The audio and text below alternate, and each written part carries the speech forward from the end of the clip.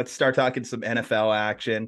Kyle, I have this question for you. Who has had a more disastrous season, the Denver Broncos or the Los Angeles Rams? Ooh, disastrous. That's tough. I'm going to say the Rams because I know you're going to say the Broncos. But I mean, the Rams disasters are like you won a championship, so like you can kind of wipe your hands clean a little bit of that. The Broncos disasters are like, oh, are we not going to make the playoffs for 15 consecutive years? Wow, that's kind of crazy.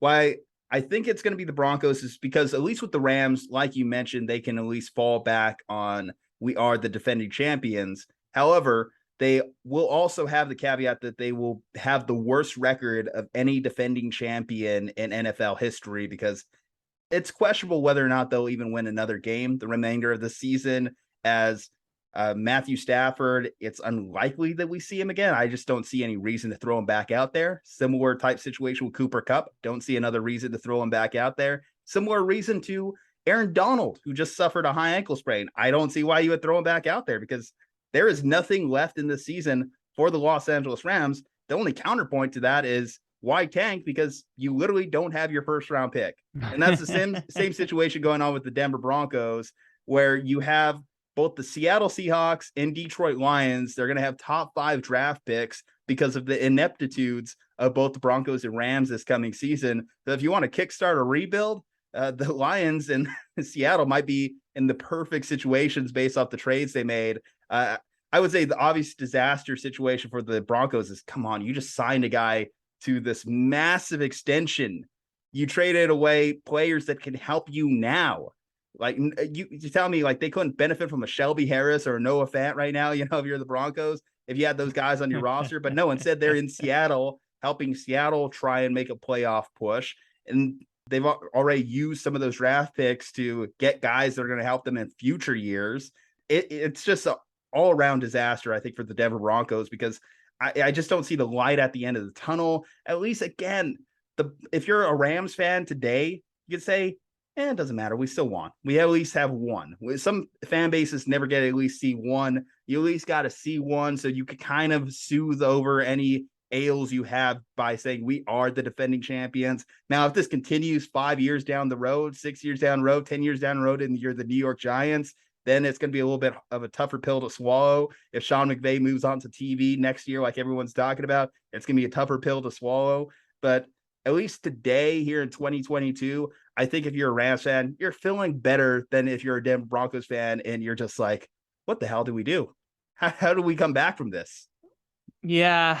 I mean, you say like the Denver's like you can't come back from it. I don't see a path forward for the Rams where they come back from it, but you know what the answer's been the last couple times? We have Aaron Donald, so like that's good. But at this point, Aaron Donald's just playing for a game check. Like he was going to retire after the Super Bowl last year, and then he got $30 million a year. He's just playing to collect checks at this point. The dude literally has nothing left to prove in his entire football career. He's going to be a diminished product of himself from this point forward, and I would have been totally cool with him retiring. Also totally understand Sean McVay retiring. I've been talking about this for the past couple weeks. Like when you are one of these like wonder kids who from 20s onward, I mean, his grandpa was like associated with building the Niners. So he's like been around football for years and years. And when you're one of these wonder kids who has all this pressure on you at an early age and the dream being pushed forth, it burns you out really quick. The example I point to is tennis players who, you know, tennis is the sport in America where you start at 12 and move up from there. Like a lot of tennis players retire in their 20s. Ashley Barty won 2 majors and retired at 25. We had everything that happened with Naomi Osaka last year and her basically just stepping away from the sport for a year and a half. Like if you're Sean McVay, you've got to really love the process if you're going to stick around, because otherwise, what are you sticking around for? Like, you're 36 years old. You went to the Super Bowl with 75% of Jeff Fisher's players, revamped the entire roster to the point where the only 3 players who were on Jeff Fisher's roster who were on the Super Bowl team last year were Aaron Donald, a practice squad player named Tyler Higbee, and the punter, Johnny Hecker. You overhauled the entire roster, went back to the Super Bowl. you literally have nothing left to prove and you're 37 years old. So unless you really love the process, go do something else, man. Like, I totally get retiring and going to do something else because you're 36 and you conquered the sport. I would lose a little bit of respect for him if he retired after this season. At least retire on a high note. If he retired after this, it would look a little bit weak to me. Going back to the Broncos, though, I do want to say that I just look at this. Obviously, we know Nathaniel Hackett is going to get fired after the end of this year, but what do you do with Russell Wilson? Because he's legitimately bad. I don't know if there's a coach out there that can fix him because he's just airmailing it, hitting guys at their feet. He looks like a broken player. So here's the thing I always say about the Broncos, and I say this about the Raiders too, but it's especially been true about the Broncos basically ever since Patrick Mahomes entered the league, is basically you're damned if you do, damned if you don't. Like, if the goal is to become a competitive team that like wins divisions and becomes one of the best teams, I think there is literally nothing the Denver Broncos could do to ever get close to what Kansas City has. They would have to strip that shit down like the Houston Texans are doing for 4 or 5 years. Like, there's literally nothing they can do to get that close. So with that expectation, have you heard of the idea of the $40 million game manager? Because they've got a really, really good defense. So as long as you have an offense that doesn't do stupid shit, you might be able to squeeze in the playoffs. See, here's the problem, though. Russell Wilson is failing to game manage. Yeah, absolutely. His completion percentage is atrocious for someone of his caliber. Yes, but we also associate part of that with Nathaniel Hackett, right? It's a combination of the two. Guys are open, and he's not hitting them. Yeah, I mean, it's not perfect. I'm just saying, like, if you bring in a new offensive coach, theoretically, it can't get any worse than what it's been right now. So theoretically, this is a track record that will change it. This is a similar track record with Russell Wilson of him not necessarily elevating his offensive coordinators to eventually be head coaches. Now he has a head coach who's his offensive coordinator, and he's just got the guy fired after 1 year. Well, Nathaniel Hackett got himself fired because Nathaniel Hackett is clearly not qualified to be a coach. There will be no crocodile tears shed for Nathaniel Hackett. He was probably only hired with the purpose of bringing Aaron Rodgers to Denver. When that didn't happen, they brought in Russell Wilson. They were trying to make the best of it. And now you're seeing those blowups too on the sidelines between Russell Wilson and his teammates.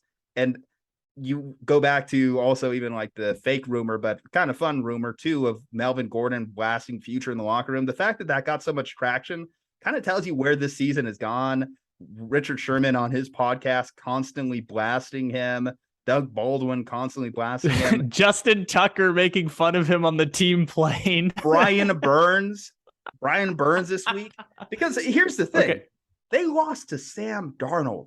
It's not like they're losing to Patrick Mahomes each and every week, because we can expect that. We can pin that up. But no, they're losing to the worst teams in the league. No, they got ass blasted by the Panthers. Like, they got smoked. And let me ask you. So I'm bringing up the idea of the expensive game manager, basically. You proposed the question, so I'll bring the question back to you. What would you do under this circumstance if you're Denver? Well, I did see that technically Denver does have a $30 million out if they wanted to get out from underneath this Russell Wilson contract this offseason. They should have never signed him to that. I almost feel like it would be worth it. $30 million to wash your hands clean of it. Because the sad reality of this, Teddy Bridgewater, Drew Lock, they were better for you last year. Not Drew Lock, but Teddy Bridgewater, yes. The points per game, I'm pretty sure Drew Lock at least put up a 30. There's that stat that if the Broncos scored at least 18 points in a game, they'd be 9-2 this year or something like that. Mm-hmm.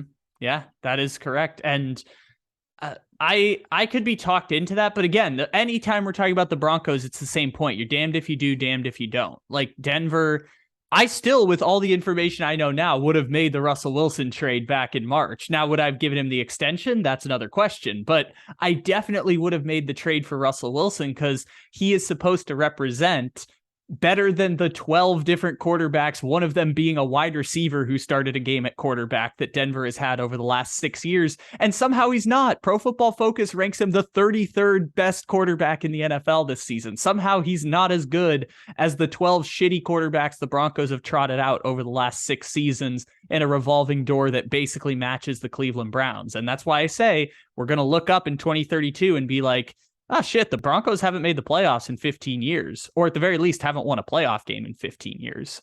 I just need someone that could give me replacement level quarterback production at this point if I'm the Denver Broncos. They literally have been trying for 7 years and have not found one. They have literally not done that in 7 years. Technically, Teddy Bridgewater was one when you compare his numbers just to what Russell Wilson is this year. Yeah, but then compare Teddy Bridgewater's numbers to a league average NFL quarterback, and you will learn that he was not a league average NFL quarterback. That's why they got rid of him after the season. Well, if you do have that $30 million out, you could bottom out. You could try and get one of those guys next year. But you don't get your draft picks because next year's pick is also going to Denver, to Seattle. When you put it like that, yeah. Actually, now it's like, damn, they really. In fairness, okay, so in fairness, they do have their 2024 picks. So if you're talking about like taking the dead cap hit and tanking next year, they can do that. But this year's pick's already gone. Was that the Caleb Williams year? Yes, that is the Caleb Williams year. We're tanking for the Trojan at this point. I'm trying to remember what the joke was, but basically it is. I mean, even if Denver does, I don't think Denver would have the capacity to not bleep that up. Like Denver would get Caleb Williams and ruin his career. Like you're damned if you do, damned if you don't. I don't know if I can confidently say that they would ruin a career. Why would you say Denver's a career ruiner? Russell Wilson has been this bad since the second half of last year. And even actually, if you go back the year before that, he was kind of trending in the wrong direction. Drew Lock, we could say, did Denver ruin him or was he just bad? Brock Osweiler, did Denver ruin him or was he just bad? Teddy Bridgewater, was he just average? Yes. I don't think that Denver's ruining people. If the New York Jets make the playoffs this year, Denver will have the longest playoff drought in the NFL. We need to start talking about this franchise like they are the Detroit Lions, like they are the New York Giants, like they are the New York Jets. This is the most inept franchise of the last 7 years in the NFL. But why are they inept? They're inept because they've made mistakes at the quarterback position, and Russell Wilson is looking like he's just another one of them. They haven't missed when we talk about their players on defense, even though Patrick Surtain has looked bad the last couple of weeks. They hit on guys like him. They hit on guys like Von Miller. They hit on guys like Bradley Chubb. In their running back room, obviously they lost Javonte Williams, but he was looking like a stud. Cortland Sutton, aside from his injuries, has looked like a stud when he's played. Jerry Jeudy, when he's on the field, has looked like a stud. It's just this quarterback play has been the one missing link. And we could go through the entire list of the NFL and look at franchises that failed at the quarterback position, sure, but I don't think that Denver's any different from any one of those other teams. I think that they've just, when we look at who they've had at that quarterback room, again, Brock Osweiler never succeeded in any other organization he was with. We go look at a guy like Paxton Lynch, who can't even make an XFL roster. Teddy Bridgewater, of the 12, I say they had 12 quarterbacks in 6 years. Teddy Bridgewater was statistically the best of the 12. And you cite him as like being slightly below a league average quarterback. Statistically, he was the best of the 12. But we kind of knew when they signed Teddy Bridgewater that he was just kind of like a placeholder to try and find something better. And they thought they had that. They thought that answer was solved when they traded for Russell Wilson. Just no one could have predicted how bad he is. He is more painful to watch than Cam Newton in those final years. He is more painful to watch than Zach Wilson or Josh Rosen. He is really, really gone bad this year. Can you name a single good quality about him this season? Right now we have the count of how many bathrooms are in his house versus how many touchdowns he has on the season. And the guy on TikTok, when he first started that trend, he thought he was going to be done after like week 5 or week 6. He's still going. He's still having to do weekly updates on this list, and it's not close still. Russell Wilson hasn't even made it close. Russell Wilson is playing, again, like a Zach Wilson. Zach Wilson, a guy who just got benched with Mike White. This is why you say the Denver Broncos, the absolute disaster this season. New ownership, so maybe new owners aren't really tied to anyone there. They could clean house at any time. We'll see what the Waltons want to do with it, but I think that maybe you just kind of have to. I don't know what's next for Russ. If let's say they do decide to cut him, does Russ find any success with any other organization? I just don't see anything left there to be mined. I think we've already seen the best of him, and I don't even know if what's left of him is good enough to be an average quarterback in this league. Well, someone's going to try. I mean, someone's going to try. That's the most important part. Because he's 33 years old, right? If I'm not mistaken, 33. Mm-hmm. That's why it's so bewildering. He's not a 38-year-old Matt Ryan. He's not 45-year-old Tom Brady. He's not Peyton Manning in that last year. He's 33. His only injury he suffered in his career was that hand injury from last season. That's the only time he's missed time in his career. The funny thing is, despite how terrible it's been, he is statistically better than last year Peyton Manning, which is kind of crazy, like how they won that Super Bowl with last year Peyton Manning. Russell Wilson is in every statistical category better than last year Peyton Manning, but at the same time, like... And that defense was historic. You have a pretty damn good defense here, and Russ can't ranked number 5 in the league right now. Yeah, they, like you said, they'd be 9-2 if they had just scored 18 points, which... Like I said, damned if you do, damned if you don't. You got to try all these different spaces. And the only solution I can think of is tear it to the ground. But what good does that do when you're like the Broncos? Like it would take, like I said, they could tear it down for 4 or 5 years and still not even sniff Kansas City. Because I've been saying it every year. Kansas City is going to win 15 division titles in 16 years. There's a lot of recency bias going on in this argument, but the Denver Broncos, for the majority of their history, have been a good franchise in the NFL. Oh, yeah. No, I know that's true. So were the Buffalo Bills. Buffalo Bills, they went to the playoffs and had that Music City miracle and then missed the playoffs for 17 years. You know what the correlation is? The rise of the Patriots. You know what the correlation with Denver is? Denver didn't have consecutive losing seasons in 45 years up until 2015. From 1970 to 2015, Denver never had consecutive losing seasons. What happened was Kansas City went up, Denver went down, New England went up, Miami Dolphins fourth winningest franchise still in the history of the NFL. Miami Dolphins were the winningest franchise in the NFL in 2000. The Patriots happen, haven't won a playoff game since 2000. Patriots happen, Buffalo misses the playoffs for 17 straight years. And in this case, it is Kansas City happens, Raiders are going to go back-to-back 15-year stretches without winning a playoff game.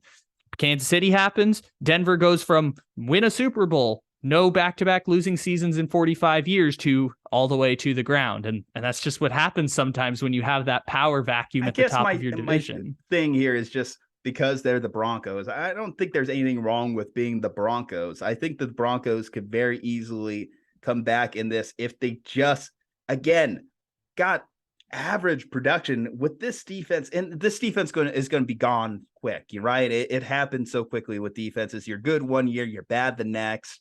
They just traded Bradley Chubb.